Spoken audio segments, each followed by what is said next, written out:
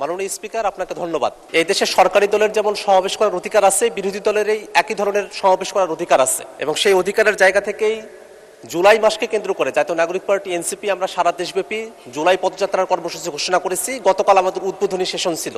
গতকাল রাতের বেলা আমাদের মাননীয় বিরোধী দলীয় চিফ হুইপ জনাব নাহিদ ইসলাম এমপি, আমি সহ আমাদের কেন্দ্রীয় নেতৃবৃন্দ আমরা সাভারে গিয়েছিলাম, একটা সমাবেশে উপস্থিত হয়েছিলাম। অত্যন্ত দুর্ভাগ্যের বিষয়ে আমরা স্টেজে ওঠার আগেই সেখানে বিদ্যুতের লাইন কেটে দেওয়া হয়, সেখানে বিদ্যুৎ আর থাকে না। আমরা বিদ্যুতের জন্য যোগাযোগ করেছিলাম, কিন্তু কোনোভাবেই যোগাযোগ করে আমরা সমর্থ হয়ে উঠতে পারি নাই এবং সেখানে যখন বক্তব্য চলছিল হঠাৎই সেই সমাবেশে যারা শ্রোতারা আছেন তাদের মাঝখানে হিউস্টনে রকিং টেস্টি সীমানা ছাড়াও নিজেকে হারাও, সেখানে একটা বিস্ফোরণ ঘটানো হয়, ভয়াবহ বিস্ফোরণ, এবং সেই বিস্ফোরণে অনেকেই হতাহত হন, রক্তাক্ত হন, সেখানে রক্ত ছড়িয়ে পড়ে এবং তারপরে সেখানে ধোঁয়া উঠে যায় এবং আমাদের ওখানে যারা শ্রোতারা ছিলেন তারা ছত্রভঙ্গ হয়ে পড়েন।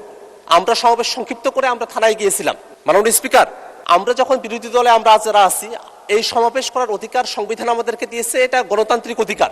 সেই সমাবেশের সময়টাতে কেন বিদ্যুৎ থাকবে না, বিদ্যুৎ কেন নিয়ে যাওয়া হলো, সেই বিষয়টাতে আমরা সরকারি দলের কাছে আমরা একটা জবাব দিতে চাই মাননীয় স্পিকার। পাশাপাশি আমরা যখনই জুলাইকে নিয়ে কোনো প্রসঙ্গ নিয়ে আসি, জুলাইকে নিয়ে যখনই আমরা কোনো আন্দোলন সংগ্রাম বা কোনো প্রোগ্রামের কর্মসূচি আমরা ঘোষণা করি, সেই সময়টাতেই নানাভাবে আমাদেরকে বাধাগ্রস্ত করার চেষ্টা করা হয়। যারা জুলাইয়ের পতিত শক্তি আছে তারা নানাভাবে আমাদেরকে বাধাগ্রস্ত করে। এর আগেও আমাদের অফিসের সামনেও ককটেল বিস্ফোরণ ঘটানো হয়েছিল।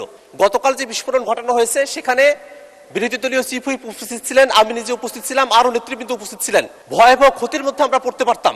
এমত অবস্থায় যারা পতিত স্বৈরাচার আছে এবং যারা নানাভাবে সমাজে স্বাভাবিকীকরণের দিকে অগ্রসর হচ্ছে, তাদের ব্যাপারে আসলে সরকারের তরফ থেকে পদক্ষেপ কি, সেটা মাননীয় স্বরাষ্ট্রমন্ত্রী যদি এখানে থাকতেন তার কাছেই জানতে চাইতাম, কিন্তু যেহেতু মাননীয় স্বরাষ্ট্রমন্ত্রী এখানে উপস্থিত নেই, এই কারণে আপনার মাধ্যমে সরকারের কাছ থেকে আমরা জানতে চাই যে কেন বিদ্যুতের লাইন বন্ধ থাকলো সেই সময়টাতে, এবং এই যে বিভিন্ন জায়গায় দুষ্কৃতিকারী যারা আছে, এই অপরাধীরা এবং বিস্ফোরণকারীরা যে বিস্ফোরণ ঘটানোর সুযোগ পাচ্ছে, তাদের বিপক্ষে আইনগত কোনো ব্যবস্থা গ্রহণ করা হবে কিনা এবং আমাদের নির্বিঘ্ন সভা সমাবেশ করার অধিকার নিশ্চিত করা হবে কিনা, সেটা আপনার মাধ্যমে এই সংসদের কাছ থেকে আমরা জানতে চাই মাননীয় স্পিকার। আপনাকে ধন্যবাদ।